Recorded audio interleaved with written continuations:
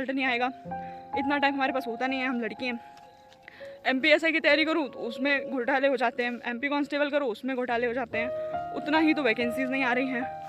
मुझे खुद समझ में नहीं आ रहा है कि अब मैं क्या करूँ। बहुत परेशान हो चुकी हूँ गाइस।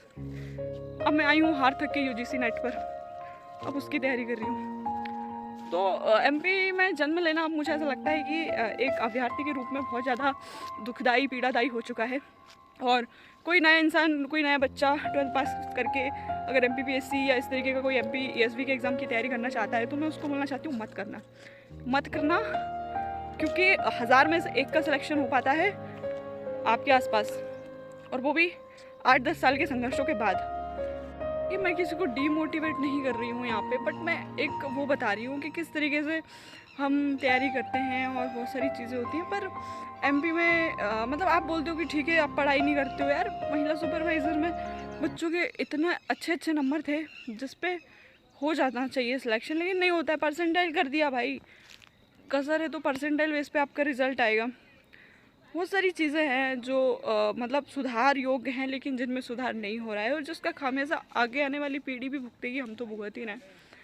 तो नए बच्चों को यही बोलूँगी कि भाई बहुत सोच समझ के आना ये MP के कंपटीशन एग्ज़ाम में, यहाँ बहुत दलदल है।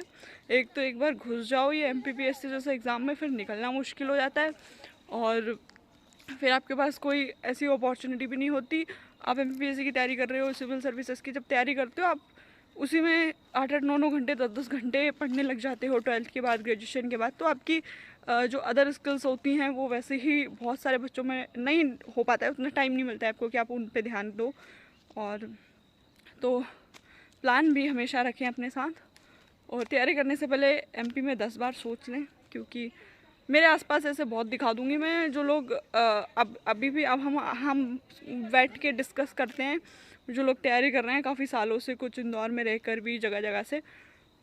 ऐसा नहीं है कि मैं सिर्फ हूँ, आप लोग मुझे बोलो कि तूने नहीं पढ़ा होगा या तेरी गलती होगी, नहीं, बहुत है मेरे आसपास जो प्रॉपर पढ़ रहे हैं, बिल्कुल सब मोह माया त्याग के पढ़ रहे हैं। वो उनका भी यही है कि यार क्यों नहीं हो रहा है, क्योंकि गलती पढ़ने वाले बच्चे की नहीं है, गलती यहाँ पे सिस्टम की है, और सिस्टम की गलती सिस्टम सुधारना नहीं चाहता है।